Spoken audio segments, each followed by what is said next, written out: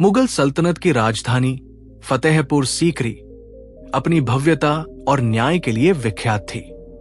सम्राट अकबर अपने नवरत्नों के साथ अक्सर ज्ञान और मनोरंजन की गोष्ठियों में लीन रहते थे। एक शीतकालीन दोपहर दरबार में सन्नाटा उस वक्त भंग हुआ जब एक दूर देश का व्यापारी एक अनूठा उपहार लेकर हाजिर हुआ। उसके पास हीरे जवाहरात नहीं थे, बल्कि एक ऐसा जीव था जिसके बारे में सुनकर सभी चौंक उठे। एक अत्यंत दुर्लभ इंद्रधनुषी पंखों वाला मोर। व्यापारी ने सिर झुकाकर घोषणा की, जहां पनाह, ये मोर केवल सुंदरता की खान नहीं है, ये हर पूर्णिमा की रात को एक शुद्ध सोने का अंडा देता है।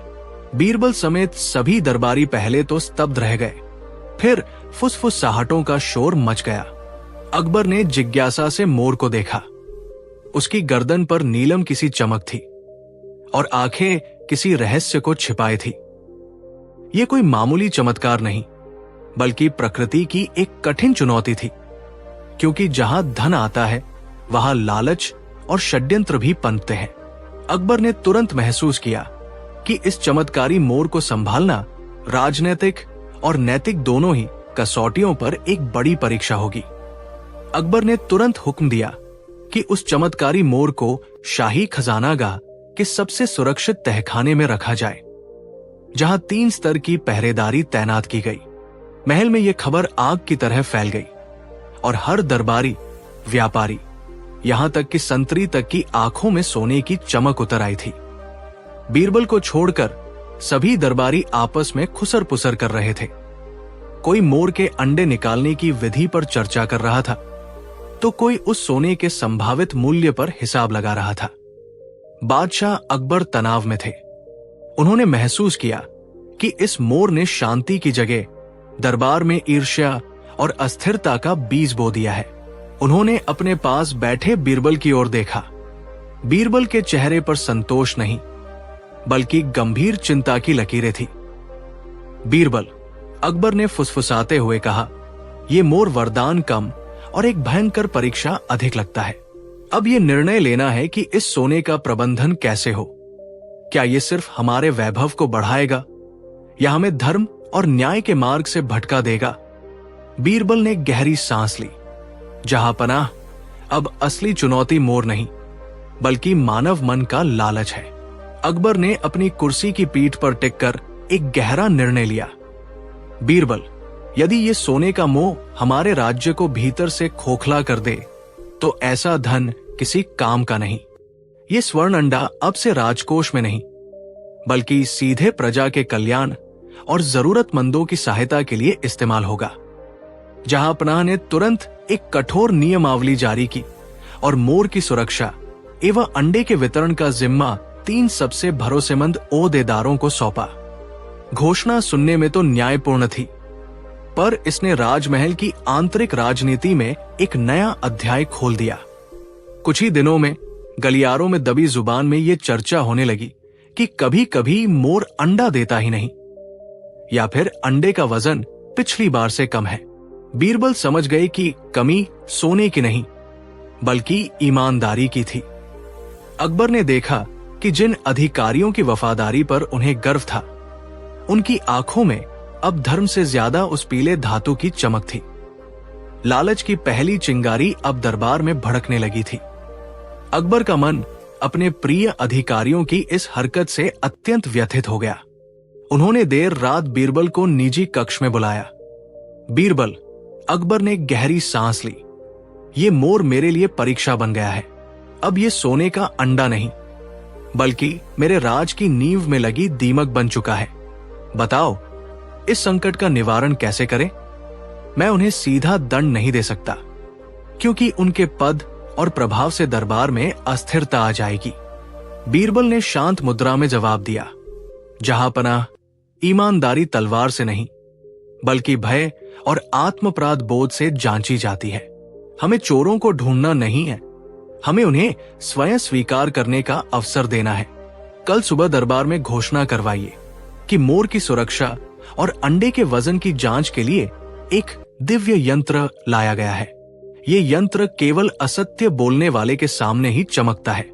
अकबर ने तुरंत सहमति दी।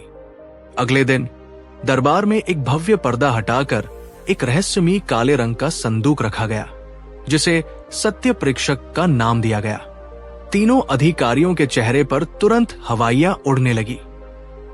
बीरबल ने घोषणा की कि हर अधिकारी को संदूक के पास जाकर कसम खानी होगी, पर वे नहीं जानते थे कि उस संदूक के भीतर कुछ था ही नहीं, सिर्फ उनका डर और अपराध बोध। दरबार में सन्नाटा छा गया। बीरबल ने पहला नाम पुकारा। वजीर खास, आप सर्वप्रथम आए और कसम खाएं कि मोर की सुरक्षा या अंडे के वजन की जांच में आपने कोई बेईमानी नहीं की है। वजीर खास का गला सूख गया। डर के मारे उसके माथे पर पसीना मोती की तरह चमक रहा था। वो धीरे धीरे सत्य परीक्षक संदूक की ओर बढ़ा। जैसे ही वो उसके करीब पहुंचा, उसने तेजी से जमीन पर पड़ी थोड़ी सी मिट्टी उठाई और चुपके से उसे अपनी मुट्ठी में छुपा लिया। वो सोच रहा था कि अगर मैं धरती की कसम खाता हूं और मेरे हाथ में मिट्टी है, तो यंत्र को लगेगा कि मैं सच बोल रहा हूं। कांपते हुए हाथों से उसने संदूक को छुआ और घबराहट में कसम खाई कि वो पूरी तरह ईमानदार रहा है। दरबार की निगाहें संदूक पर थी कि वो चमकेगा या नहीं। संदूक शांत रहा। वजीर ने राहत की सांस ली, परंतु बीरबल ने तुरंत कहा, वजीर साहब, ये कैसा सत्य है जिसमें आपके हाथ में जमीन की मिट्टी है? आप झूठ को धरती के नीचे छिपाने की कोशिश कर रहे थे। अगले अधिकारी को बुलाया जाए। वजीर खास शर्मिंदगी से सिर झुकाकर कोने में खड़ा हो गया। अब बारी वित्त मंत्री की थी। वित्त मंत्री, फाइनेंस मिनिस्टर, कांपते कदमों से आगे बढ़ा। उसने वजीर खास की शर्मिंदगी देखी थी और जानता था कि बीरबल की नजरें उसके हर दाव पर है। मंत्री ने आंखें बंद की और अपनी पगड़ी को कसकर ठीक किया। वित्त मंत्री, आप राजकीय खजाने के संरक्षक हैं। सम्राट अकबर की आवाज गूंजी। आप इस यंत्र पर हाथ रखकर कसम खाएं कि मोर के सोने के अंडों से हुई कमाई का एक भी पाई पैसा आपने व्यक्तिगत लाभ के लिए नहीं रखा है और न ही उसके रहस्य को छिपाया है। वित्त मंत्री ने साहस दिखाते हुए उस शांत संदूक को छुआ। मैं कसम खाता हूं कि मेरा हर लेन देन ईमानदारी से हुआ है। उसके शब्दों के पूरा होते ही संदूक में अचानक हलचल हुई। उसमें लगा क्रिस्टल तेजी से कांपने लगा और एक हल्की पीली रोशनी फेंकने लगा, जो धीरे धीरे हरी हो गई। सत्य और संशय के बीच का रंग। बीरबल ने तुरंत कहा, जहांपनाह, पीली रोशनी संदेह को दर्शाती है। ये व्यक्ति पैसों के हेरफेर में फंसा है, लेकिन शायद सीधे मोर के रहस्य में नहीं। दरबार में खुसुर पुसुर शुरू हो गई। बीरबल ने इशारा किया, अब कोतवाल को बुलाया जाए। कोतवाल अपनी भारी भरकम चाल के साथ तुरंत दरबार में हाजिर हुआ। उसका चेहरा तनाव और भागदौड़ की थकान से भरा था। उसने झुककर सलाम किया और कांपते स्वर में सूचना दी, जहांपनाह, मैंने उस बाड़े की गहन जांच की जहां वो अनोखा मोर रहता था। हमें वहां कोई नया अंडा या उसका कोई टुकड़ा नहीं मिला, मगर हमें एक पत्थर के नीचे एक पुरानी तांबे की तख्ती मिली है। बीरबल ने तुरंत कहा, क्या लिखा है उस पर, कोतवाल? कोतवाल ने वो तख्ती पेश की, जिस पर अजीबोगरीब लिपि में कुछ खुदा हुआ था। बीरबल ने उसे ध्यान से पढ़ा और उनका माथा ठनका। जहांपनाह, बीरबल ने आवाज धीमी करते हुए कहा, यह सिर्फ चोरी का मामला नहीं है। ये मोर जादुई बंधन में है। इसे सोने का अंडा केवल तभी मिलता है जब इसके मालिक को एक असंभव शर्त पूरी करनी होती है। हर अमावस्या को सूर्योदय से पहले इसे ऐसे आदमी की शुद्धता चाहिए जिसने कभी किसी चीज का लालच न किया हो। अकबर ने गहरी सांस ली। चुनौती अब व्यक्तिगत ईमानदारी से बढ़कर मानवीय लालच की जड़ों तक पहुंच चुकी थी। ये ऐसा व्यक्ति ढूंढने का प्रश्न था जिसने जीवन में कभी लालच न किया हो, और यही असली कठिन चुनौती थी। अकबर ने बीरबल की ओर देखा। उनकी आंखें इस बात से चौंधिया गई कि लालच कितनी सूक्ष्मता से मानव स्वभाव में बुना हुआ है। बादशाह ने धीरे से कहा, बीरबल, ये दिल्ली की सल्तनत जीतने से भी ज्यादा कठिन चुनौती है। सत्ता, सोना या यहां तक कि एक मीठा आम। क्या कोई ऐसा प्राणी है जिसने कभी किसी चीज की इच्छा न की हो? यदि वह व्यक्ति लालच रहित होता तो क्या उसे शुद्धता सिद्ध करने की आवश्यकता ही पड़ती? बीरबल ने सहमति में सिर हिलाया। जहां पनाह दुनिया वासना और मोह से भरी है, लेकिन हमें एक ऐसे निष्कपट आदमी को खोजना होगा जिसकी आत्मा पर सांसारिक इच्छा का एक भी धब्बा न हो। यह खोज सामान्य साधनों से नहीं हो सकती। उन्होंने सुझाव दिया कि शाही खजाने से एक गुप्त घोषणा की जाए जिसमें किसी इनाम का जिक्र न हो, केवल एक रहस्यमय सेवा की मांग हो। अकबर ने तुरंत आज्ञा दी कि वे इस असंभव शुद्धता के आदमी को खोजने के लिए एक व्यापक और गोपनीय योजना बनाए। अमावस्या आने वाली थी और मोर का जादुई अंडा अब राज्य की प्रतिष्ठा का प्रश्न बन चुका था। शाही मुहर के तहत वो गुप्त घोषणा जल्द ही शहर के चुनिंदा कोनों और दूर दराज के गांवों तक पहुंचा दी गई। बीरबल ने व्यक्तिगत रूप से यह सुनिश्चित किया कि संदेश स्पष्ट रहे। यह सेवा निस्वार्थ है, कोई इनाम अपेक्षित न रखा जाए। इस रहस्यमय बुलावावे पर सैकड़ों लोग दरबार पहुंचे। कोई धन की आशा में आया था तो कोई अपने बच्चों के लिए जमीन मांगने की गुप्त योजना बनाकर। गुप्तचरों ने हर दावेदार की आत्मा को टटोलना शुरू किया।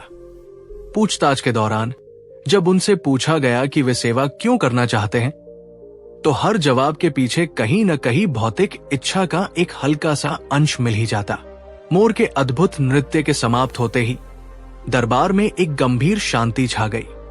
बादशाह अकबर ने अपने सिंहासन से उठकर बीरबल के कंधे पर हाथ रखा। उनकी आवाज में अब राजसी गर्व नहीं, बल्कि विनम्र स्वीकृति थी। बीरबल, उन्होंने कहा, मेरी सबसे कठिन चुनौती मोर को सोने का अंडा देने के लिए मजबूर करना नहीं थी, बल्कि ये स्वीकार करना था कि कुछ चीजों का मूल्य सोने से कहीं ज्यादा होता है। तुमने न केवल मोर को बल्कि मुझे भी मुक्त किया। अगले ही पल अकबर ने घोषणा की कि उस मोर को राजकीय उद्यान का सर्वोच्च सम्मान और पूर्ण स्वतंत्रता दी जाए। यह संदेश पूरे साम्राज्य में भेजा गया। उपयोगिता से अधिक सम्मान स्वतंत्रता का है। इस घटना ने अकबर के शासनकाल को एक नया आयाम दिया, जहां अब न्याय केवल नियमों पर आधारित नहीं था, बल्कि प्रकृति के गहरे सम्मान पर भी टिका था। दरबारियों ने महसूस किया कि बीरबल की बुद्धिमत्ता केवल पहेलियां सुलझाने तक सीमित नहीं थी, बल्कि वो जीवन के मौलिक सत्य को उजागर करने की क्षमता रखती थी। मोर की आजादी की ये घटना जल्दी ही देश के कोने कोने में फैल गई। लोगों ने बीरबल की बुद्धिमत्ता और बादशाह की उदारता की प्रशंसा की। सबसे आश्चर्यजनक बात यह थी कि पूर्ण स्वतंत्रता मिलने के बावजूद मोर ने शाही बाग को नहीं छोड़ा। वो अब वहां पिंजरे के बंदी के रूप में नहीं, बल्कि प्रकृति के एक सम्मानित सदस्य के रूप में घूमता था। इस निर्णय ने दरबार की मानसिकता को हमेशा के लिए बदल दिया। अब दरबार में केवल धन दौलत और लाभ की चर्चा कम होने लगी और स्वाभिमान तथा सम्मान जैसे मौलिक मूल्यों पर अधिक जोर दिया जाने लगा। अकबर ने महसूस किया कि एक राजा की असली दौलत सोने के अंडे नहीं, बल्कि उसके प्रजाजनों और पर्यावरण को दी गई स्वतंत्रता और सम्मान में निहित है। इस प्रकार सोने का अंडा देने वाले मोर की चुनौती ने वास्तव में अकबर को सत्ता के नए और गहरे अर्थ सिखाए। बीरबल ने धीरे से कहा, जहां बंधन होता है वहां सोने के अंडे भी फीके पड़ जाते हैं। जहां स्वतंत्रता होती है वहां मिट्टी भी सोना बन जाती है। 128 वर्ड्स। बीरबल की बात सुनकर बादशाह अकबर का माथा गर्व से नहीं, बल्कि आत्मज्ञान के प्रकाश से चमक उठा। उन्होंने तुरंत आदेश दिया कि उस बहुमूल्य पिंजरे को खोला जाए। अकबर स्वयं उस मोर के पास गए जिसने उन्हें सत्ता का सबसे कठिन पाठ सिखाया था। उन्होंने अपने हाथों से पिंजरे का द्वार खोला। मोर ने एक क्षण भी व्यर्थ नहीं किया। उसने एक जोरदार केका, चीख लगाई और शाही उद्यान की हरी भरी डालियों की ओर उड़ गया। उसने जाते समय कोई सोने का अंडा नहीं छोड़ा, लेकिन जाते जाते उसने एक बेहद खूबसूरत रंगीन पंख गिराया। अकबर ने उस पंख को उठाया और मुस्कुराते हुए बीरबल से कहा, यह पंख उस सोने के अंडे से कहीं ज्यादा कीमती है जो आजादी की कीमत पर हासिल होता है। हमने आज केवल एक मोर को आजाद नहीं किया बीरबल, बल्कि हमने अपने ही मन के लोभ को आजाद कर दिया है। इस अनुभव के बाद राज्य में प्रजा के प्रति नीतियों में एक बड़ा परिवर्तन आया।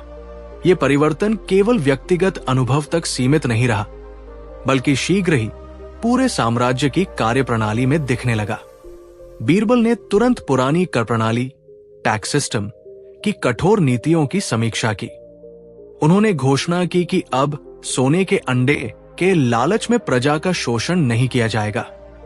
अकबर ने आदेश दिया कि किसानों और कारीगरों पर लगने वाले अनावश्यक करों को माफ किया जाए, जिससे उन्हें अपनी आजीविका और उद्यम की स्वतंत्रता मिल सके। ये नई नीति, जिसे खुशहाल प्रजा नीति कहा गया, ने राज्य के खजाने को क्षण भर के लिए भले ही प्रभावित किया हो, लेकिन इसने लोगों के दिलों में सम्राट के प्रति अटूट विश्वास पैदा किया। अब हर नागरिक खुद को उस स्वतंत्र मोर की तरह महसूस करने लगा, जिसका मूल्य उसके पंखों की खूबसूरती, कार्यक्षमता में था, न कि उसके सोने के अंडे देने की बाध्यता में। राज्य में नई ऊर्जा का संचार हुआ और समृद्धि ने प्रेम तथा स्वतंत्रता के मार्ग पर चलना सीख लिया था। राज्य में आई इस अनूठी समृद्धि ने दूर दराज के राज्यों को हैरान कर दिया।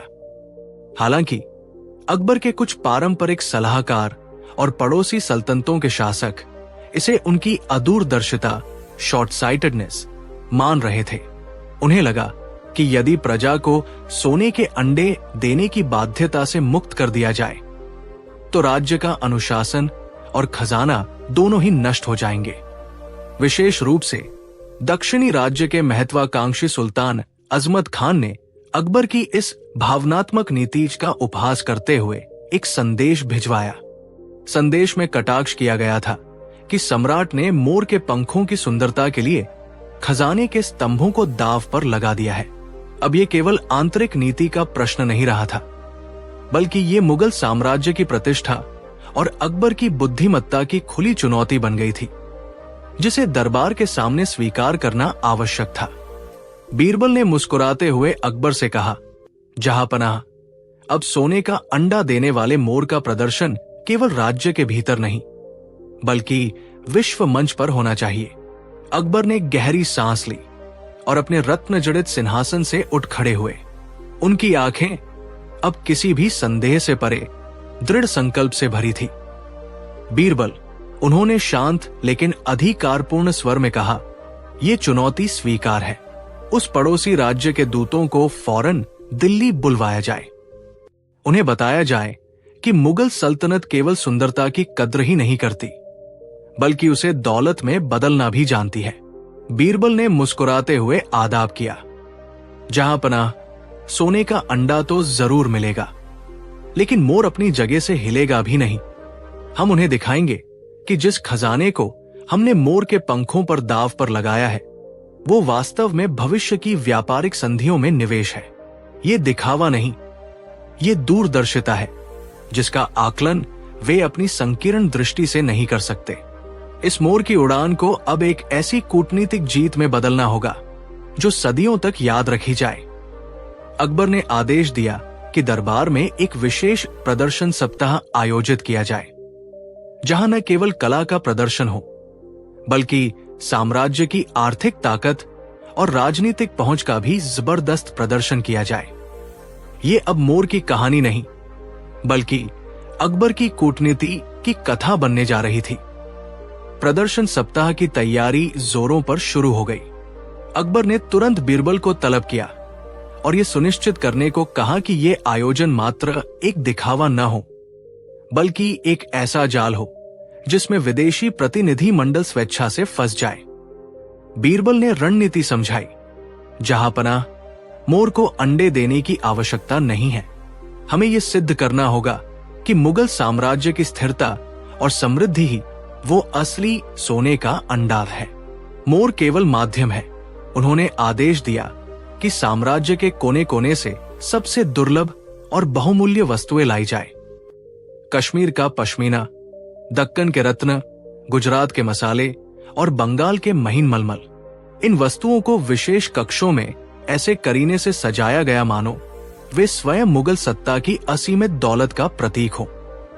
प्रदर्शन सप्ताह का एजेंडा गुप्त रखा गया, पर दरबारी गलियारों में फुसफुसाहट थी कि ये कोई साधारण प्रदर्शनी नहीं, बल्कि बादशाह की एक ऐसी आर्थिक चुनौती का जवाब है जो इतिहास में दर्ज होगा।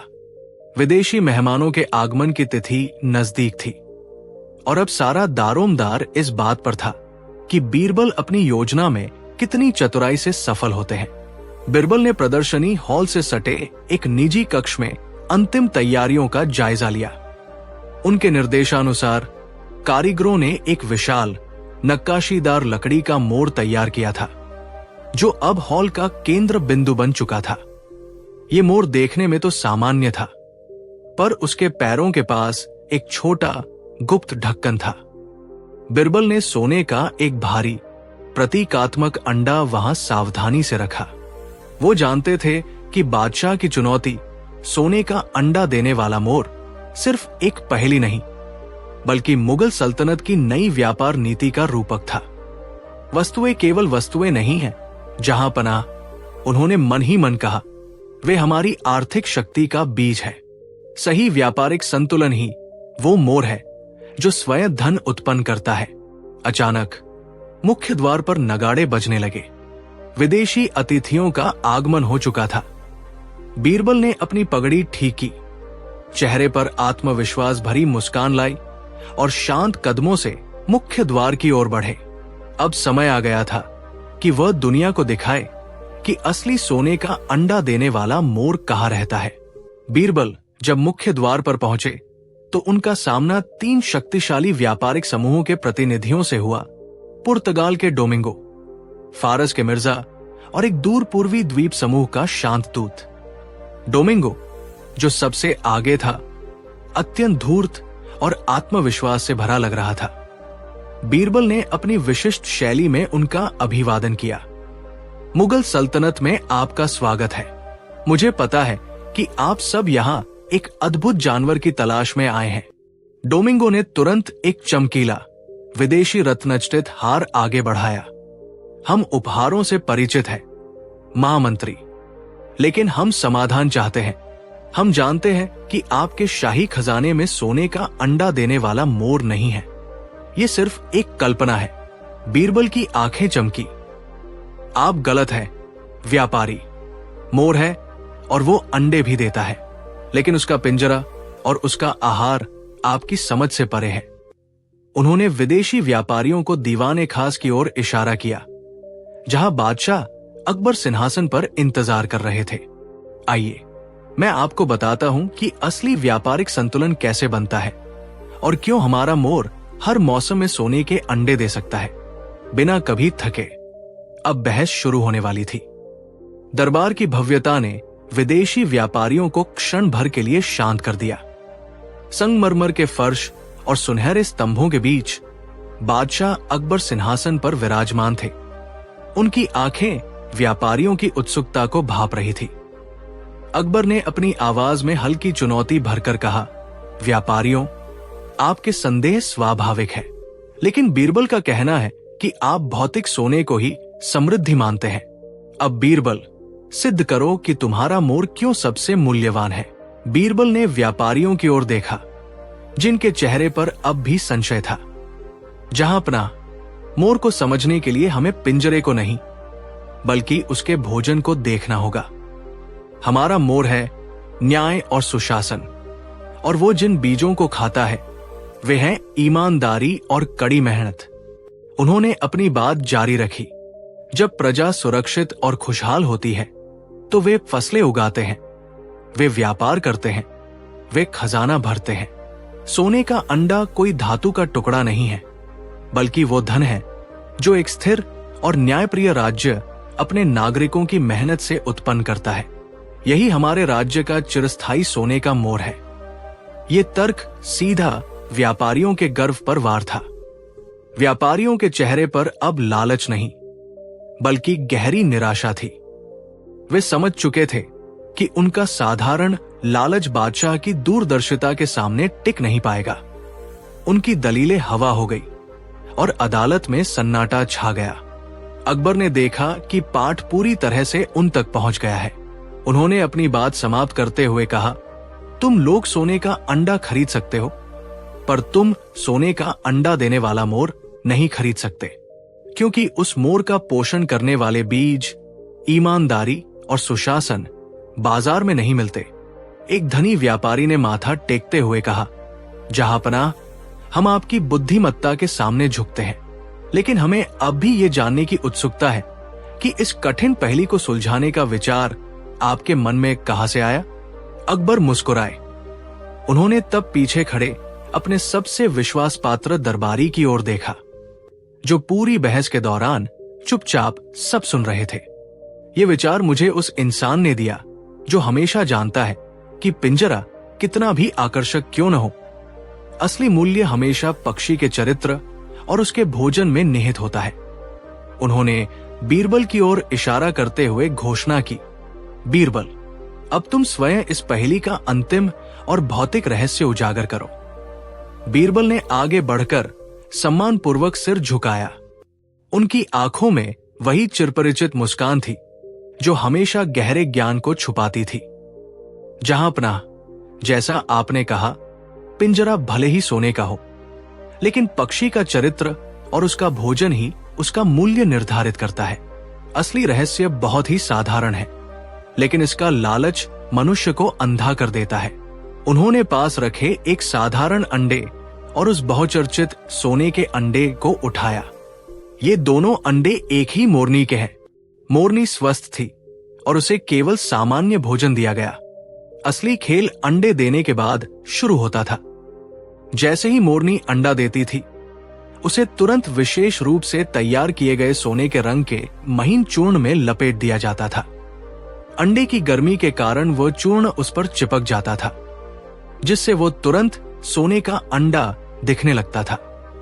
पूरा दरबार इस सरल सच्चाई पर अवाक रह गया। बीरबल ने निष्कर्ष निकाला, ये मोर केवल एक भ्रम पैदा कर रहा था।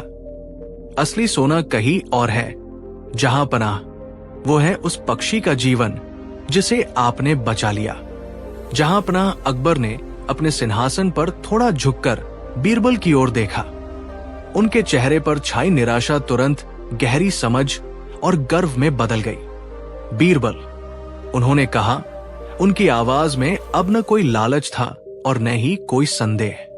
तुमने फिर साबित कर दिया कि जहां साधारण तर्क खत्म हो जाता है, वहां तुम्हारी बुद्धि का प्रकाश शुरू होता है। मैं सोने के अंडे के भ्रम में था, जबकि सच्चा खजाना तो ज्ञान और सत्य की सादगी में छिपा था। पूरा दरबार इस सरल सच्चाई को सुनकर मौन हो गया। अकबर ने तुरंत आज्ञा दी कि मोरनी को पिंजरे से निकालकर बाग में आजाद कर दिया जाए। सोने का लालच एक क्षणिक मोह है, बीरबल, बादशाह ने निष्कर्ष निकाला, लेकिन किसी जीव को जीवन दान देना, ये उससे भी बड़ा पुण्य है।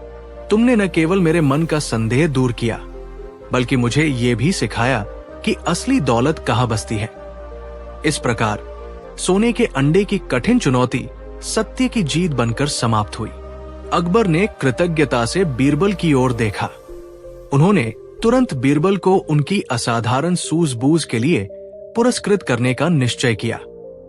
बादशाह ने अपने खजाने से बहुमूल्य रत्नों का एक सेट मंगवाया और उसे बीरबल को भेंट करते हुए कहा, बीरबल, तुम्हारी बुद्धिमत्ता सोने के हजारों अंडों से अधिक मूल्यवान है। ये पुरस्कार तुम्हारी ईमानदारी और न्यायप्रियता का प्रतीक है। बीरबल ने विनम्रता से सिर झुकाकर उपहार स्वीकार किया। उस दिन से मोरनी उस शाही बाग की शोभा बन गई, जिसे हर कोई आजादी के प्रतीक के रूप में देखता था। ये चुनौती केवल एक पहेली नहीं थी, बल्कि पूरे दरबार के लिए एक गहरा सबक था कि लालच मनुष्य को भ्रमित करता है, लेकिन सत्य और विवेक ही उसे सही राह दिखाते हैं। इस प्रकार बीरबल ने एक बार फिर सिद्ध किया कि बुद्धि का प्रकाश दुनिया के सबसे चमकदार सोने से भी अधिक उज्जवल होता है, और बादशाह अकबर ने इस सत्य को खुले दिल से स्वीकार किया। राज्य में फिर कभी किसी ने सोने का अंडा खोजने का व्यर्थ प्रयास नहीं किया। इस घटना के बाद बादशाह अकबर का शासन करने का दृष्टिकोण पूरी तरह बदल गया। उन्होंने महसूस किया कि राज्य की असली संपत्ति सोने के अंडों में नहीं, बल्कि अपने मंत्रियों की ईमानदारी और बीरबल जैसे सलाहकारों की स्पष्ट सोच में निहित है। अकबर ने तुरंत दरबार में एक नया नियम लागू किया। अब से उच्च पदों पर नियुक्ति के लिए धन या शक्ति नहीं, बल्कि विवेक और नैतिकता को प्राथमिकता दी जाएगी। बीरबल की जीत ने केवल एक चुनौती का समाधान नहीं किया था, बल्कि न्याय की एक नई नींव रखी थी। हर सप्ताह बादशाह एक नैतिक पहेली सामने रखते, ताकि सभी अधिकारी अपनी बुद्धि और चरित्र की शुद्धता सिद्ध कर सके। वो मोरनी जो अब भी बाग में स्वतंत्र घूमती थी, हर दरबारी को चुपचाप ये याद दिलाती थी कि असली सोने का अंडा वही विचार है जो लालच को त्याग कर सच्चाई को अपनाता है। इस प्रकार चुनौती खत्म होने के बावजूद उसका सबक सदियों के लिए अमर हो गया। साप्ताहिक नैतिक पहेलियां दरबार का नया नियम बन गई थी। मगर यह बदलाव हर किसी को रास नहीं आया। कई स्वार्थी मनसबदारों के लिए ये एक भारी बोझ था। उन्हें लगता था कि बीरबल ने उनकी व्यक्तिगत स्वतंत्रता छीन ली है और अब उन्हें हर कदम पर अपने चरित्र की परीक्षा देनी पड़ रही है। खास तौर पर वे अमीर दरबारी जो छोटी मोटी हेराफेरी के आदी थे, इस नई व्यवस्था से त्रस्त थे। उनकी नाराजगी तब और बढ़ जाती जब उनकी नजर बाग में घूमती उस मोरनी पर पड़ती। उस मोरनी की मौन उपस्थिति हर सुबह उन्हें याद दिलाती कि सच्चा सोना उनकी जेब में नहीं, बल्कि उनके इरादों में होना चाहिए। ये मोर अब नैतिकता का प्रहरी बन चुका था। एक दिन जब तनाव चरम पर था, बादशाह अकबर ने राजकोष के प्रबंधन से जुड़ी एक ऐसी पहेली पेश की जिसने साफ तौर पर कुछ बड़े मंत्रियों के चेहरे का रंग उड़ा दिया। ये पहेली इतनी पेचीदा थी कि इसका उत्तर देने का मतलब था अपनी गुप्त संपत्ति और आय के स्रोत को उजागर करना। दरबार में सन्नाटा छा गया। बीरबल मुस्कुरा रहे थे, पर बाकी सबकी सांसें अटक गई थी। महाराज के मुख्य कोषाध्यक्ष, जो अब तक पसीना बहा रहे थे, हिम्मत जुटाकर बोले, जहांपनाह, ये पहेली इतनी जटिल है कि तत्काल इसका समाधान देना असंभव है। हमें इसके लेखा जोखा के लिए कम से कम 1 सप्ताह का समय। अकबर ने उन्हें बीच में ही टोक दिया। उनकी आवाज में ऐसी दृढ़ता थी जो पूरी सल्तनत को हिला सकती थी। समय नहीं है वजीर। मैंने ये सवाल इसलिए नहीं पूछा कि मुझे राजकोष की चिंता है, बल्कि इसलिए कि मैं जानना चाहता हूं कि कौन सच्चे सोने का अंडा दे सकता है, यानी ईमानदारी और पारदर्शिता। अकबर की आंखें सीधे उस कोने में गई जहां वो शानदार मोर बैठा था। याद रखो, जो मंत्री स्वयं की आय छिपाएगा, वो उस मोर को भी धोखा देगा जो केवल नैतिकता का प्रदर्शन करता है। मेरी चुनौती यही है, आज शाम तक हर मंत्री अपने आय व्यय का सटीक लेखा जोखा पेश करे। यदि कोई विवरण अधूरा पाया गया तो उसे राजकोष का चोर माना जाएगा। दरबारियों के माथे पर चिंता की लकीरें और गहरी हो गई। उन्होंने महसूस किया कि यह चुनौती केवल धन की नहीं, बल्कि उनके चरित्र की भी परीक्षा थी। बीरबल का मौन अब अधिक अर्थपूर्ण हो गया था। उन्होंने जान लिया था कि अब कई सोने के अंडे देने वाले मंत्रियों का मुखौटा उतरने वाला है। दरबार स्थगित होते ही मंत्रियों में भगदड़ मच गई। वे तुरंत अपनी हवेलियों की ओर भागे, मानो किसी अज्ञात खतरे से बच रहे हों। सबसे बड़ी चिंता उन लोगों को थी जिनकी सोने के अंडे देने की आदत बहुत पुरानी थी, यानी जिन्होंने शाही खजाने के अलावा गुप्त स्रोतों से अत्यधिक धन कमाया था। वे अपने मुनिमों, लेखापालों पर चिल्ला रहे थे, उन्हें आदेश दे रहे थे कि किसी भी तरह से आय व्यय का लेखा जोखा इस प्रकार से साफ किया जाए कि वो पूरी तरह से ईमानदारी की चादर ओढ़ ले।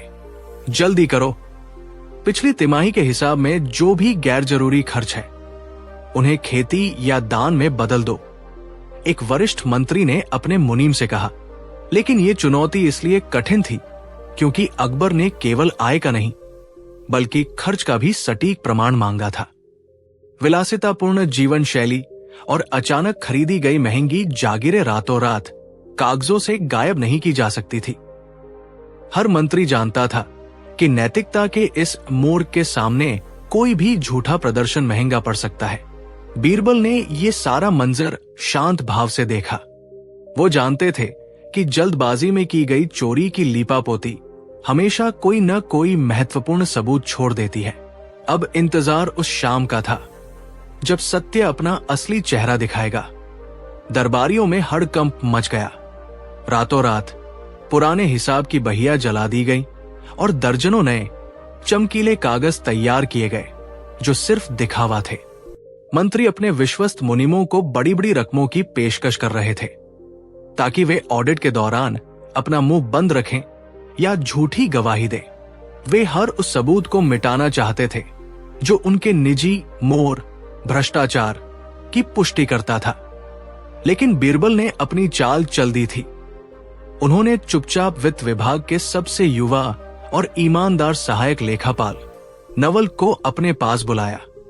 बीरबल जानते थे कि भौतिक प्रमाण नष्ट किए जा सकते हैं, पर गवाहों की स्मृति और डर को नियंत्रित करना असंभव है। उन्होंने नवल को एक विशेष संकेत दिया। सत्य अक्सर राख के ढेर में ही छुपा मिलता है।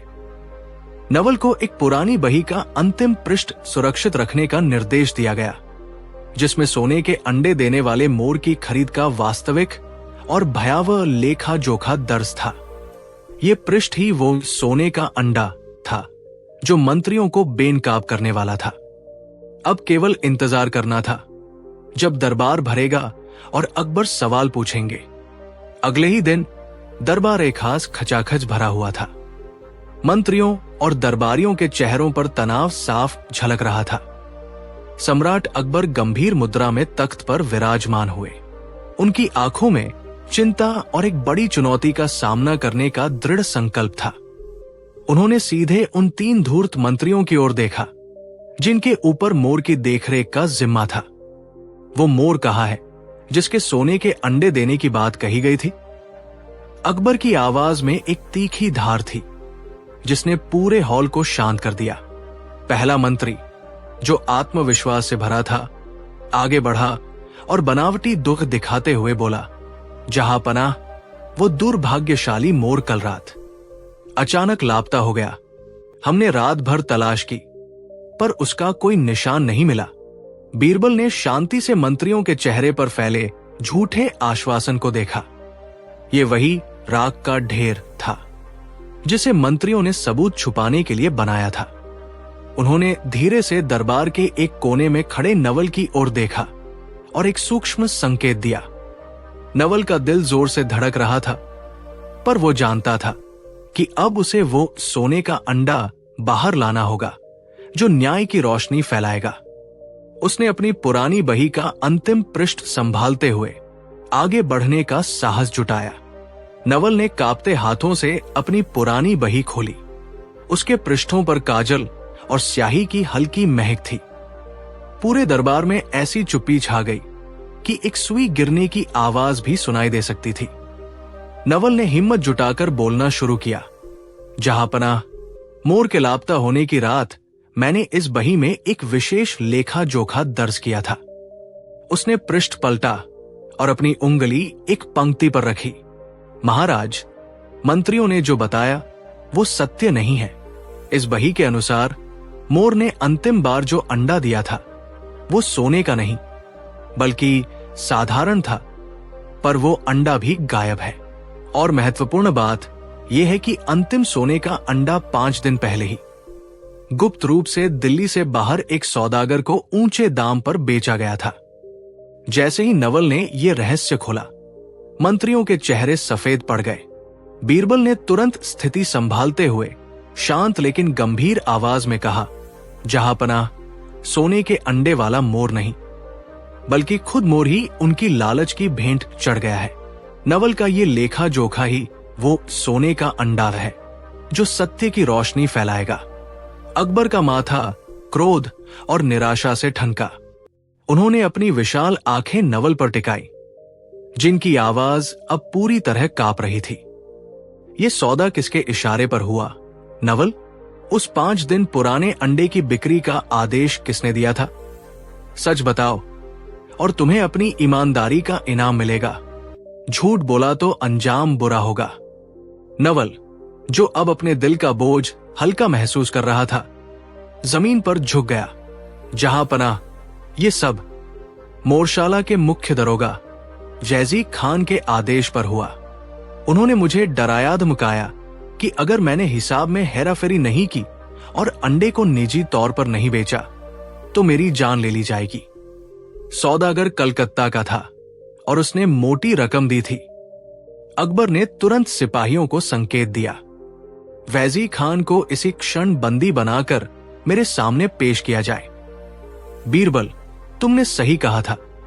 ये चुनौती अंडे की नहीं, बल्कि दरबार में पनप रही लालच और साजिश की थी। अब हम इस चोर को नंगे सिर दिल्ली की गलियों में घुमाएंगे। सिपाहियों ने आदेश का पालन तत्परता से किया। कुछ ही पलों में मोरशाला के मुख्य दरोगा भैजी खान को बेड़ियों में जकड़कर घसीटते हुए दरबार के बीचों बीच पेश किया गया। उसके चेहरे पर डर और पश्चाताप का मिश्रण था, पर आंखों में अभी भी अकड़ बाकी थी।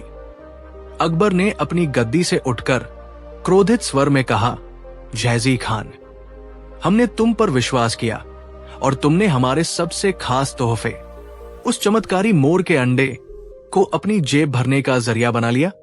क्या तुम्हें जरा भी भय नहीं हुआ? भैजी खान कांपते हुए घुटनों पर गिर पड़ा। जहां पनाह, मुझे फंसाया गया है। उस छोटे दरोगा ने झूठ बोला है। मैं निर्दोष हूं। बीरबल ने आगे बढ़कर शांत किंतु गंभीर आवाज में कहा, जहां पनाह, अपराधी हमेशा अपनी सफाई देता है, लेकिन मोरशाला के दरोगा ने जिस सौदे और रकम का ब्यौरा दिया है वो झूठा नहीं हो सकता। ये सोने का अंडा असल में सत्ता की लालच और दरबार की वफादारी की जांच के लिए एक कसौटी बन गया था। अब इस चुनौती को जड़ से मिटाने का समय है। अकबर ने तुरंत फैजी खान को शाही कारागार भेजने का हुक्म सुनाया। फैजी खान को तत्काल हथकड़ी पहनाई गई और उसे 2 शाही सिपाहियों के साथ कारागार की ओर भेज दिया गया। दरबार में गहरे सन्नाटे के बीच केवल अकबर की भारी सांसों की आवाज गूंज रही थी। अकबर ने अपनी गद्दी पर पीछे टिककर गहरी सोच में डूबे हुए बीरबल की ओर देखा। बीरबल, आज हमने एक अपराधी को सजा दी है, पर उस चुनौती का क्या? सोने का अंडा असल में तो केवल एक धोखा था, जिसने इतने ईमानदार लोगों को झूठा साबित करने पर मजबूर किया। क्या हमारी आशाएं इतनी अव्यावहारिक थी कि उन्होंने लोगों को छलने का अवसर दिया? बीरबल ने उत्तर दिया, जहां पनाह, सत्ता के गलियारों में हमेशा ही असंभव को संभव कर दिखाने की होड़ रहती है। ये लालच की नहीं, बल्कि वफादारी और पद खोने के डर की कसौटी थी। आपने इस पूरे षड्यंत्र को उखाड़ फेंकने के लिए जो साहस दिखाया है, उससे ये संदेश स्पष्ट हो गया है। अकबर के दरबार में झूठ का सोने का अंडा कभी नहीं टिक सकता। अकबर ने संतुष्ट होकर सिर हिलाया और घोषणा की, उस छोटे दरोगा को उसकी ईमानदारी के लिए मनसबदारी दी जाए और आज से ये सोने का अंडा देने वाले मोर की चुनौती हमेशा के लिए समाप्त की जाती है। अकबर की घोषणा के बाद दरबार में एक गहरी शांति छा गई। सभी दरबारी जिन्होंने गुप्त रूप से इस सोने के अंडे के रहस्य को सुलझाने की कोशिश की थी, शर्मिंदगी और राहत की मिलीजुली भावना से सिर झुकाए खड़े थे। उन्हें समझ आ गया था कि जहां सत्य छिपाया जाता है, वहां सिर्फ भ्रम और भय ही पनपता है। अकबर ने एक लंबी सांस ली और बीरबल की तरफ देखते हुए कहा, बीरबल, तुम हमेशा मेरे दरबार को धोखे की धूल से बचाते हो। आज तुमने साबित कर दिया कि ज्ञान का प्रकाश लालच के सबसे चमकदार सोने के अंडे को भी पिघला सकता है। बीरबल मुस्कुराए और विनम्रता से बोले, जहां पनाह, सोने का अंडा सिर्फ एक कहानी है, लेकिन ईमानदार वफादारी और सच्चाई हमेशा हकीकत रहती है। हमें बस ये याद रखना होगा कि मुर्गी अंडा देती है और मोर सिर्फ नाचता है, चाहे वो कितना ही सुनहरा क्यों न लगे। इस बात पर पूरे दरबार में हल्का हास्य फैल गया और दरबार की कार्यवाही समाप्त हुई। ये किस्सा अब हमेशा के लिए दरबार में सत्यनिष्ठा की मिसाल बन गया। शाही दरबार समाप्त होने के बाद भी सम्राट अकबर काफी देर तक अपनी खिड़की के पास बैठे रहे। वो बीरबल के अंतिम शब्दों पर विचार कर रहे थे। मुर्गी अंडा देती है, मोर सिर्फ नाचता है। ये बात सिर्फ एक तर्क नहीं थी, बल्कि शासन और न्याय का एक गहरा सिद्धांत बन गई थी। अकबर ने महसूस किया कि ये चुनौती सोने के अंडे की कीमत से कहीं अधिक मूल्यवान साबित हुई, क्योंकि इसने राज्य के हर अधिकारी को लालच और भ्रम के बीच का अंतर स्पष्ट कर दिया था। अगले दिन अकबर ने बीरबल को खास तौर पर निजी कक्ष में बुलवाया। बीरबल, अकबर बोले, तुमने मेरे राज्य को एक ऐसा सबक दिया है जो पीढ़ियों तक याद रखा जाएगा। मैं तुम्हें सोने या जवाहरात का इनाम नहीं दूंगा। उन्होंने अपने गले से एक साधारण पर अत्यंत शुभ्र मोतियों की माला उतारी। ये माला उस सच्चाई की प्रतीक है जो किसी भी दिखावटी चमक से ज्यादा पवित्र और शुद्ध होती है। आज से मेरे दरबार की सबसे बड़ी दौलत चमक नहीं, बल्कि निष्ठा होगी। ये कहते हुए उन्होंने वो मोतियों की माला बीरबल को भेंट कर दी, जो बीरबल की बुद्धिमत्ता का सर्वोच्च सम्मान बन गई। मोतियों की माला स्वीकार करने के बाद बीरबल ने सम्मानपूर्वक सिर झुकाया। दरबार में कुछ दिनों तक निष्ठा और ईमानदारी पर चर्चा होती रही, लेकिन जल्द ही साम्राज्य के व्यापक मसलों ने शांति भंग कर दी। एक दिन जब बादशाह अकबर अपने दीवाने खास में बैठे थे, तभी सीमावर्ती प्रांत से एक हताश व्यापारी दौड़ा दौड़ा आया। उसने जमीन पर झुककर बादशाह के सामने एक अनोखी याचिका पेश की। जहांपनाह, व्यापारी ने हाफते हुए कहा, हमारे इलाके में एक ऐसी अफवाह फैली है जिसने व्यापार और शांति दोनों को खतरे में डाल दिया है। अकबर ने उत्सुकता से पूछा, कैसी अफवाह? व्यापारी ने डरते डरते बताया, एक स्थानीय किसान ने दावा किया है कि उसके पास एक मोर है जो हर महीने अमावस्या की रात को सोने का एक विशाल अंडा देता है। पड़ोसी राज्य इस चमत्कारिक पक्षी की मांग कर रहे हैं और उन्होंने धमकी दी है कि यदि मोर नहीं सौंपा गया तो वे सीमा पर युद्ध छेड़ देंगे। अकबर की आंखें सिकुड़ गई। सोने का अंडा देने वाला मोर, ये या तो कुदरत का करिश्मा है या फिर साफ साफ धोखा। उन्होंने बीरबल की ओर देखा। बीरबल, ये मेरे लिए केवल एक अजीबोगरीब मसला नहीं, ये मेरे राज्य की शांति और मेरे दरबार की समझदारी के लिए एक कठिन चुनौती है। हमें जल्द से जल्द इस मोर और उसके रहस्य की तह तक जाना होगा। बीरबल ने गहरी सांस ली और शांत मुस्कान के साथ कहा, जहांपनाह, ये चुनौती युद्ध से बड़ी है, ये बुद्धि की कसौटी है। हम सीधे मोर को लेने की जिद करेंगे तो पड़ोसी राज्य की धमकी सच हो जाएगी। हमें बिना युद्ध किए उनके चमत्कार के रहस्य को तोड़ना होगा। उन्होंने तुरंत अपनी योजना प्रस्तुत की। मैं एक साधारण व्यापारी का वेश धारण करूंगा और पड़ोसी राज्य जाऊंगा। मैं उस मोर और उसके रखवाले पर करीब से नजर रखूंगा। मेरा मानना है कि ये मोर सोने का अंडा प्राकृतिक रूप से नहीं दे रहा, बल्कि इसके पीछे कोई गहरी चाल या रासायनिक प्रक्रिया छिपी है। अकबर ने अनुमोदन में सिर हिलाया। तुम्हारी समझदारी ही हमारी सबसे बड़ी ढाल है बीरबल। समय कम है, हमें यह सिद्ध करना होगा कि हमारा न्याय और हमारी शांति किसी चमत्कारी मोर की सनक पर निर्भर नहीं करती। बीरबल ने उसी रात अपनी यात्रा की तैयारी शुरू कर दी। अपने झोले में कुछ साधारण वस्तुएं और अपने दिमाग में पेचीदा पहेलियां लेकर। वो जानता था कि इस सोने के अंडे के रहस्य को उजागर करने में ही राज्य की सुरक्षा निहित है। बीरबल ने अपनी यात्रा 2 दिन और 2 रातों में पूरी की। सोने का अंडा देने वाले मोर के मालिक धनी सेठ धनराज के किलेनुमा घर के बाहरी इलाके में पहुंचा। बीरबल ने तुरंत अपना वेश बदल लिया। उसने खुद को एक यात्रा करने वाले आयुर्वेदिक वैद्य के रूप में प्रस्तुत किया, जिसने दुर्लभ जड़ी बूटियों के बहाने सेठ के सेवकों से बातचीत शुरू की। उसका पहला अवलोकन बेहद महत्वपूर्ण था। मोर को एक विशेष अंधेरी कोठरी में रखा जाता था, जिसे हर सुबह और शाम कड़ी निगरानी में खोला जाता था। बीरबल ने गौर किया कि सेठ धनराज खुद अंडे को छूने से पहले एक अजीब दस्ताना पहनता था, और जैसे ही अंडा प्राप्त होता था उसे तुरंत पानी से भरे एक छोटे बर्तन में डुबो दिया जाता था। यह साधारण क्रिया बीरबल के दिमाग में एक नई पहेली खड़ी कर रही थी। अगर यह शुद्ध सोना है तो इसे पानी में क्यों धोया जाता है?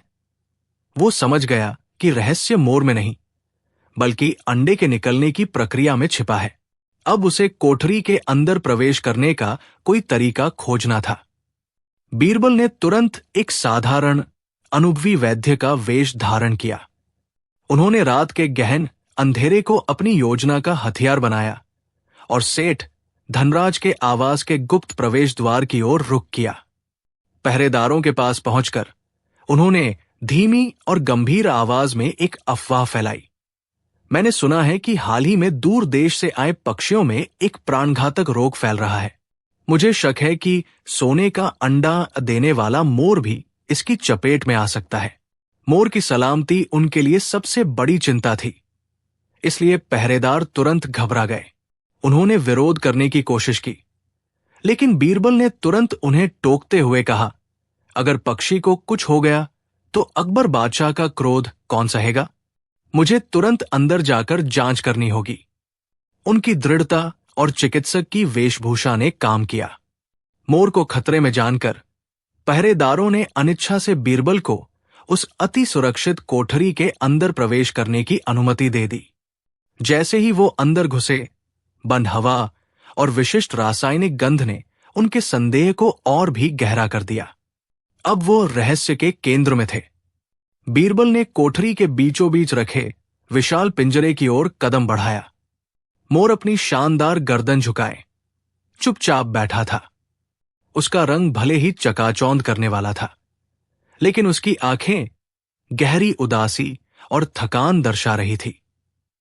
पिंजरे के फर्श पर चमकदार भारी सोने के अंडे बिखरे पड़े थे। बीरबल ने सावधानी से एक अंडा उठाया।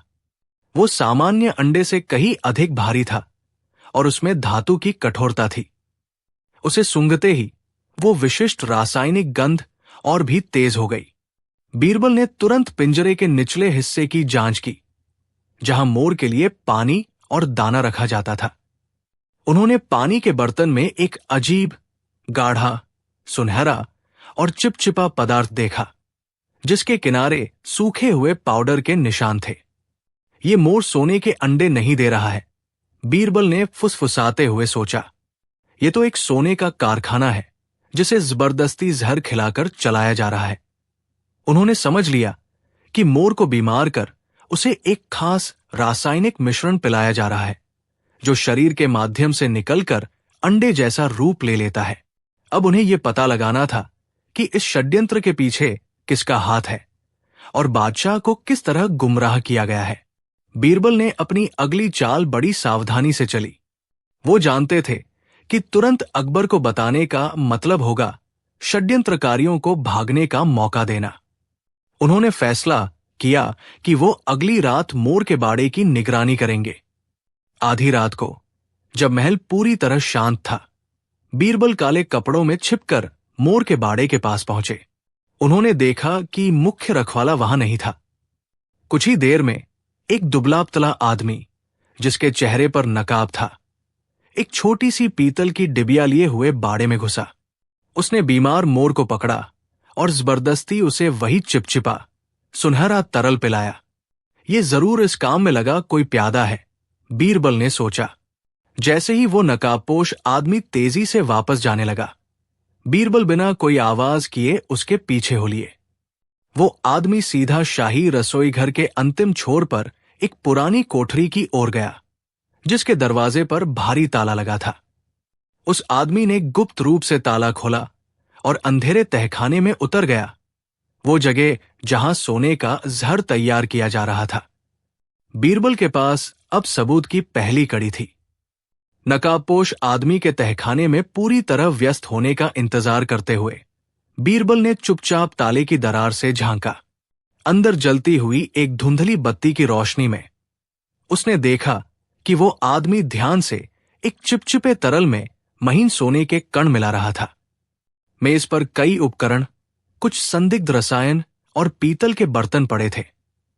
ये सब किसी जादू टोने का नहीं, बल्कि साफ साफ एक रासायनिक मिलावट का काम था। ये पुष्टि हो गई कि सोने का अंडा नहीं, बल्कि सुनियोजित जहर था। थोड़ी देर बाद वो आदमी तैयार तरल को एक छोटे से कलश में बंद करके वापस ऊपर आया।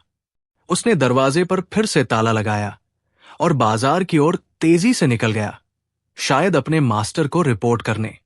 बीरबल ने सावधानी से दरवाजा खोला और तहखाने के अंदरूनी हिस्से की तलाशी ली।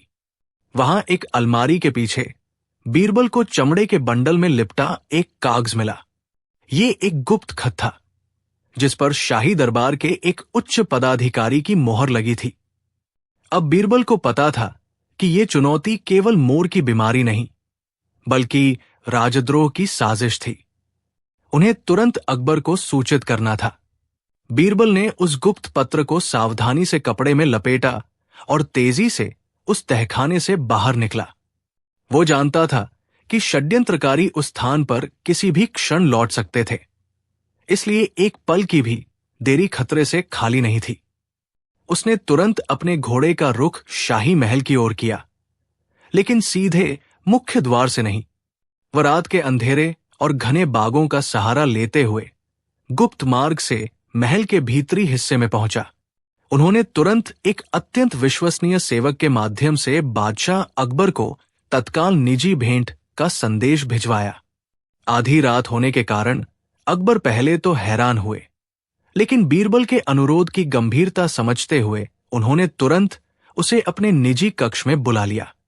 बीरबल ने झुककर सलाम किया। उनके चेहरे पर चिंता की गहरी लकीरें थी। उन्होंने बिना समय गवाए वो मोहरबंद कागज बादशाह की ओर बढ़ा दिया। जहां पनाह, ये मोर केवल बीमार नहीं है, ये एक बड़ी साजिश का मोहरा है। सोने का अंडा देने वाले मोर की चुनौती वास्तव में तख्ता पलट की तैयारी है। बादशाह अकबर ने मोहरबंद कागज तुरंत खोल दिया। आधी रात के सन्नाटे में पत्र में लिखे नाम और गुप्त संकेत पढ़कर उनकी भ्रिकुटियां तन गई। उनके चेहरे पर आई हैरानी जल्द ही क्रोध में बदल गई। उन्होंने कागज मेज पर पटक दिया। बीरबल, क्या तुम निश्चित हो कि ये केवल सत्ता हथियाने की कोशिश है? सोने का अंडा देने वाला मोर एक मिथक है, लेकिन यदि सरदार इसे सच मानकर जनता को भटका रहे हैं, तो ये सीधे तौर पर राजद्रोह है, अकबर ने फुसफुसाते हुए कहा, ताकि कोई दरबान उनकी बात न सुन ले। बीरबल ने सिर झुकाते हुए कहा, जहांपनाह, मोर तो बीमार होने का नाटक कर रहा है। चुनौती ये नहीं है कि मोर को कौन बचाएगा, बल्कि यह है कि आप किसे मोर को बचाने की अनुमति देंगे। ये मोहरा उन शक्तिशाली सूबेदारों द्वारा रखा गया है जो लंबे समय से शाही खजाने पर निगाहें गड़ाए बैठे हैं। वे मोर की मौत को आपकी अयोग्यता साबित करने का बहाना बनाकर विद्रोह की आग भड़काना चाहते हैं। ये सुनकर अकबर का चेहरा क्रोध और चिंता से तमतमा उठा। उन्होंने अपने भारी वस्त्रों को संभालते हुए धीमी गंभीर आवाज में पूछा, तो बीरबल, अब हमें क्या करना चाहिए? क्या हम सीधे उन पर धावा बोल दें और उन्हें राजद्रोह के आरोप में बंदी बना ले? बीरबल ने अपनी दाढ़ी सहलाते हुए सिर हिलाया। नहीं, जहांपनाह, यदि हमने ऐसा किया तो वे शहीदी का चोला पहनकर जनता को आसानी से आपके खिलाफ भड़का देंगे। हमें उनकी चाल को उन्हीं के खिलाफ इस्तेमाल करना होगा। हम इस मोर को बचाने के लिए एक भव्य और सार्वजनिक प्रतिस्पर्धा की घोषणा करेंगे। अकबर ने उत्सुकता से पूछा, कैसी प्रतिस्पर्धा? हम ऐलान करेंगे कि जो भी मोर को फिर से सोने का अंडा देने लायक बनाएगा, उसे शाही खजाने से एक विशेष भेंट दी जाएगी। इससे सभी सूबेदारों को अपने नुमाइंदे भेजने का मौका मिल जाएगा। वे वैद्य या जादूगर के रूप में अपने प्यादों को भेजेंगे। जो सबसे ज्यादा बढ़ा चढ़ाकर मोर को ठीक करने का दावा करेगा, वही हमारा सबसे बड़ा मोहरा होगा और हम उसे जीतने देंगे। बीरबल ने रहस्यमयी मुस्कान के साथ कहा, जीत का जश्न ही उनके पतन का कारण बनेगा। अकबर ने बीरबल के कंधे पर थपथपाया, तुम्हारी योजना जितनी जटिल है उतनी ही कारगर भी। ये सिर्फ मोर को ठीक करने की प्रतिस्पर्धा नहीं है, बल्कि दरबार के गुप्त शत्रुओं को बाहर निकालने का अद्भुत जाल है। अगले ही दिन पूरे साम्राज्य में शहंशाह का विशेष ऐलान गूंज उठा, जो भी उस अलौकिक मोर को फिर से सोने का अंडा देने लायक बनाएगा, उसे हाथी के वजन जितना सोना और एक बड़ी जागीर भेंट की जाएगी। इस घोषणा ने लालच की आग में घी डालने का काम किया। दूर दराज के सूबेदारों ने तुरंत अपने सबसे धूर्त और वाकपटू प्रतिनिधियों को आगरा भेजना शुरू कर दिया। कोई खुद को आयुर्वेद का महाज्ञाता बता रहा था, तो कोई फारस का महान जादूगर बनकर आया। शाही अस्तबल के सामने तंबू लग गए और हर तरफ मोर की बीमारी से ज्यादा सोने की भेंट की कानाफूसी होने लगी। बीरबल शांत था। वो जानता था कि उसका पहला शिकारी जल्द ही सामने आएगा। अगले ही दिन लालच से भरा पहला शिकारी सामने आया। वो था मौलाना जफर अली, जो दावा करता था कि मोर पर किसी जिन्न का साया है। उसने विशाल दरबार में एक अजीबोगरीब धार्मिक अनुष्ठान शुरू किया। उसने मोर के पिंजरे के चारों ओर लोबान और कई तरह के दुर्गंधयुक्त पाउडर जलाए, जिससे धुआं भर गया। मोर ने जोर से चीख मारी और पिंजरे के कोने में सहम गया। अकबर का चेहरा गुस्से से लाल हो गया। ये इलाज नहीं, बल्कि पक्षी पर अत्याचार है। उन्होंने गरज कर कहा, तुम्हारे इल्म ने मोर की हालत और बिगाड़ दी है। मौलाना जफर अली को तुरंत शाही अस्तबल से बाहर निकाल दिया गया। बीरबल ने धीमी मुस्कान के साथ अकबर की तरफ देखा। जहां पनाह, पहला पत्थर तो गिर गया। अब हमें आयुर्वेद के महाज्ञाता का इंतजार करना चाहिए, जो मोर को जड़ी बूटियों का कड़वा काढ़ा पिलाकर ठीक करने का दावा करेंगे। चुनौती की गंभीरता को कोई नहीं समझ रहा था। सभी केवल सोने के पहाड़ को देख रहे थे। बीरबल की भविष्यवाणी जल्द ही सच साबित हुई। अगले दिन दरबार में वैद्यराज धनवंत सिंह ने प्रवेश किया, जिनका माथा चंदन से सजा था और हाथ में आयुर्वेद की प्राचीन पोथी थी। उन्होंने घोषणा की, जहां पनाह, ये मोर अतिपित्त से पीड़ित है, जिस कारण ये अप्राकृतिक धातु का उत्सर्जन कर रहा है। इसे कड़वी जड़ी बूटियों के शोधन, प्यूरिफिकेशन की आवश्यकता है। अगले 3 दिन तक मोर को नीम और गिलोय का अत्यंत कड़वा काढ़ा पिलाया गया। सोने का अंडा तो दूर, मोर ने खाना पीना तक कम कर दिया। वो अपने पिंजरे में उदास और कमजोर दिखाई देने लगा। चौथे दिन जब वैद्यराज ने बड़े गर्व से मोर के स्वास्थ्य सुधार की घोषणा की, तो मोर ने एक भी अंडा नहीं दिया। उल्टे वो पूरी तरह से पंख झटकने और डरावनी आवाजें निकालने लगा। अकबर का गुस्सा फिर भड़क उठा। तुम्हारे शोधन ने इसे बीमार कर दिया है। उन्होंने वैद्यराज को शाही अस्तबल से निकाल देने का आदेश दिया। बीरबल ने चुटकी ली, अब इंतजार कीजिए जहां पनाह।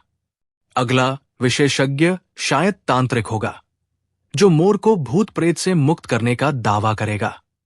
अकबर, जो अब हर तरह की सलाह सुनने को तैयार थे, बीरबल की चुटकी को नजरअंदाज नहीं कर पाए। अगले दिन ही एक अत्यंत विचित्र तांत्रिक दरबार में हाजिर हुआ। उसके माथे पर भस्म लगी थी, गले में काली मोतियों की माला और हाथ में सूखा नारियल था। तांत्रिक ने गंभीर स्वर में घोषणा की, जहां पनाह, ये मोर भौतिक रूप से नहीं, बल्कि आध्यात्मिक रूप से बीमार है। इस पर किसी दुष्ट जिन्न का साया है, जो इसके अंडों के सोने को खा रहा है। मोर को भूत मुक्त करने के लिए तांत्रिक ने तुरंत एक भयानक अनुष्ठान शुरू कर दिया। उसने पिंजरे के चारों ओर मिर्च और कपूर का धुआं किया। फिर वो विचित्र भाषा में मंत्रोच्चार करने लगा और मोर पर जलती हुई लकड़ी से हवा करने लगा। मोर, जो पहले ही वैद्यराज के इलाज से कमजोर हो चुका था, अब इस धुएं और शोर से और भी ज्यादा डर गया। वो पिंजरे में तेजी से उछलने लगा, लेकिन अंडे की जगह उसने सिर्फ डरावनी चीखें निकाली। तीसरे दिन जब तांत्रिक ने दावा किया कि जिन्न भाग गया है, तो मोर बेहोश होकर नीचे गिर गया। अकबर की निराशा अब भीषण क्रोध में बदल गई। उन्होंने तांत्रिक को पकड़वाकर शाही कोड़े से पीटकर दरबार से बाहर फेंकवा दिया। बीरबल ने धीरे से फुसफुसाया, अब शायद हमें किसी ज्योतिषी को बुलाना चाहिए। जहां पनाह, जो मोर के ग्रहंस्त्रों को शांत कर सके। अकबर ने निराशा में सिर हिलाया। अब यही बचा है, बीरबल, बुलाओ उस ज्योतिषी को। लेकिन अगर इस बार भी हमें सिर्फ झांसा मिला तो मैं उस आदमी की खाल उधड़वा दूंगा।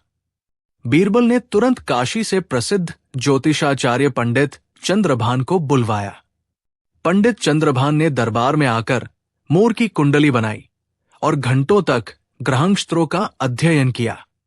अंत में उन्होंने गंभीर मुद्रा में घोषणा की, जहां पनाह, मोर का शनि भारी है और स्वर्ण उत्पत्ति के लिए ये अशुभ समय है। मोर को अब भौतिक कष्ट से नहीं, बल्कि मानसिक अशांति से गुजरना पड़ रहा है। स्वर्ण बनाने के लिए उसे संपूर्ण संतुष्टि और एकांत की आवश्यकता है। उन्होंने सुझाव दिया कि मोर को तत्काल आगरा के पास स्थित एक शांत और पवित्र बौद्ध मठ में भेजा जाए, जहां कोई शोर या लालच न हो, केवल मौन हो। अकबर ने अनिच्छा से सहमति दी, ये सोचते हुए कि सोने के अंडे के लिए अब उन्हें संत भी बनना पड़ेगा। मोर को चांदी की जाली वाले एक विशेष शाही पिंजरे में रखकर पूरी सुरक्षा और सत्कार के साथ आगरा के निकट स्थित उस प्राचीन बौद्ध मठ पहुंचाया गया। मठ के शांत वातावरण में, जहां केवल हवा और घंटियों की धीमी आवाज थी, मोर को एकांतवास दिया गया। बौद्ध भिक्षुओं ने मोर को प्रेम से स्वीकार किया और उसे सम्यक आहार और अहिंसा का वातावरण दिया। वे प्रतिदिन उसके सामने खड़े होकर शांति और ध्यान के मंत्रों का जाप करते। दरबार में इस अजीबोगरीब घटना पर खूब खुसर-पुसर हुई। बीरबल ने दबी ज़बान में कहा, जहां पनाह, अब हमारा मोर सिर्फ सोने का अंडा नहीं, बल्कि मोक्ष भी प्राप्त करने की कोशिश करेगा। अकबर अत्यंत उत्सुकता से हर तीसरे दिन मठ से आने वाले संदेशवाहक की प्रतीक्षा करते। उन्हें उम्मीद थी कि संपूर्ण संतुष्टि के आते ही सोने की वर्षा शुरू हो जाएगी। एक सप्ताह गुजर गया, फिर दूसरा। मोर अब अधिक शांत दिखता था। उसके पंखों की चमक बढ़ गई थी, लेकिन पिंजरे में केवल घास और फूल थे। सोने का अंडा कहीं नहीं था। भिक्षुओं ने संदेश भेजा, जहां पनाह, मोर अब शांत है, पर शायद तृप्ति अभी अधूरी है। ये अभी भी सिर्फ एक मोर है, कोई बुद्ध नहीं। अकबर की आंखें अब प्रतीक्षा से हटकर संदेह की ओर झुकने लगी थी। उनकी बेचैनी अब अधीरता में बदल रही थी। उन्होंने तत्काल मुख्य भिक्षु को दरबार में तलब किया। दरबार में आते ही बादशाह ने कठोर स्वर में पूछा, आपकी संपूर्ण तृप्ति का क्या हुआ? 2 सप्ताह बीत गए, मेरा मोर अभी तक सोने का अंडा क्यों नहीं दे रहा है? ये कैसा मोक्ष है जिसमें खजाना नहीं है? मुख्य भिक्षु महंत शांत खड़े रहे। उन्होंने धीरे से सिर झुकाकर कहा, जहां पनाह, मोर को बाहरी शांति मिली है, लेकिन वो अभी भी संसार के सबसे बड़े बंधन से बंधा है, परिणाम की आशा से। जब तक मोर सोने का अंडा देने की इच्छा रखेगा, वो अंडा कभी नहीं आएगा। उसे न केवल तृप्त होना होगा, बल्कि अपने अंडे के मोह को भी त्यागना होगा। तभी वो सच्चा त्यागी बनेगा और असंभव को संभव कर पाएगा। ये हमारी अगली और अंतिम सबसे कठिन चुनौती है। अकबर ने अपनी भौहें चढ़ाई। उनके चेहरे पर गहन निराशा और जिज्ञासा का मिश्रण था। मोह त्यागना? महंत जी, आपने इसे एक भौतिक चुनौती से बदलकर शुद्ध आध्यात्मिक पहेली बना दिया है। एक मोर को, जिसे हमने भौतिक सुख सुविधाओं की पराकाष्ठा दी है, अब आप परिणाम की इच्छा से मुक्त करना चाहते हैं? ये तो रेत से तेल निकालने जैसा है। बीरबल ने धीरे से कहा, जहां पनाह, शायद यही अंतिम सत्य है। इच्छा ही बंधन है, चाहे वो सोने का अंडा हो या सिंहासन का सुख। अकबर गहरी सोच में पड़ गए। उन्होंने मोक्ष मार्ग की इस जटिलता को स्वीकार किया। ठीक है, यदि त्याग ही कुंजी है तो मोर को ऐसी जगह रखा जाए जहां उसे अपने होने या न होने का कोई भान न रहे। कोई उम्मीद, कोई प्रशंसा, कोई अपेक्षा नहीं। उसे पूरी तरह से दुनिया से काट दिया जाए। ये चुनौती स्वीकार है। महंत, शुरू करो अंतिम परीक्षा, अवांछित त्याग की। अकबर का ये असाधारण आदेश सुनकर दरबार में गहरा सन्नाटा छा गया। ये कोई साधारण कारावास नहीं, बल्कि अहंकार के निर्वासन की प्रक्रिया थी। बीरबल की निगरानी में उस तेजस्वी मोर को महल के सबसे निचले और पुराने तहखाने में ले जाया गया।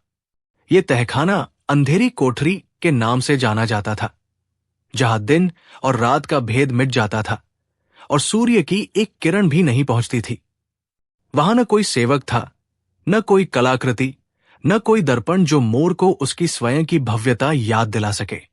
उसे केवल सादा पानी और साधारण दाना दिया जाता था। उसकी सुंदरता, जिसके कारण वो कभी इतना विशेष था, अब पूरी तरह से अप्रासंगिक हो गई थी। वो अब एक पक्षी मात्र था, जिसे देखने या सराहने वाला कोई नहीं था। महंत ने अपने हाथ जोड़े और कहा, जहां पनाह, ये त्याग की अग्नि है। या तो वो पूरी तरह से जलकर भस्म हो जाएगा, या इस राख से नया तत्व उत्पन्न होगा।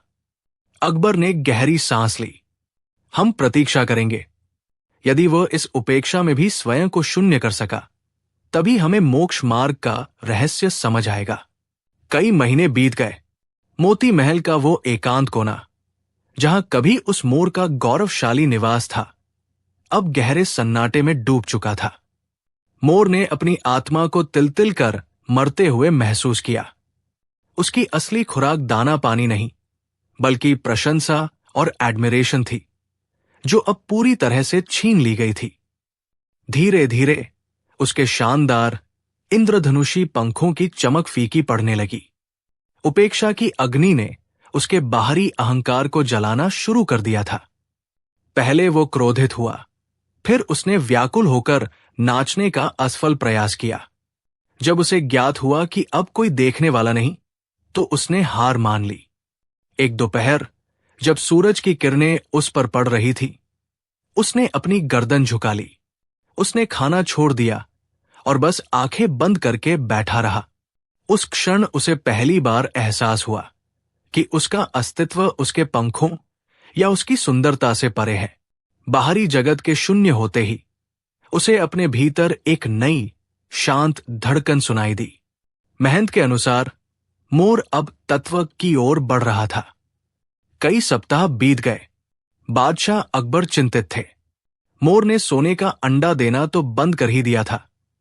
अब वो सामान्य मोर की तरह भी व्यवहार नहीं कर रहा था।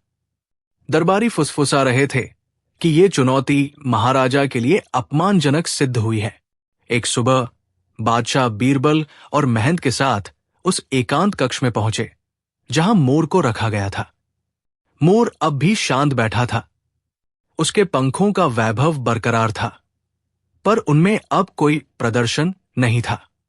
अकबर ने ध्यान से देखा। मोर ने बादशाह की उपस्थिति पर कोई प्रतिक्रिया नहीं दी। न तो वो नाचा और न ही उसने प्रशंसा पाने की चेष्टा की। वो केवल शांति से अपनी आंखें आधी बंद किए आकाश की ओर देख रहा था। महंत मुस्कुराए।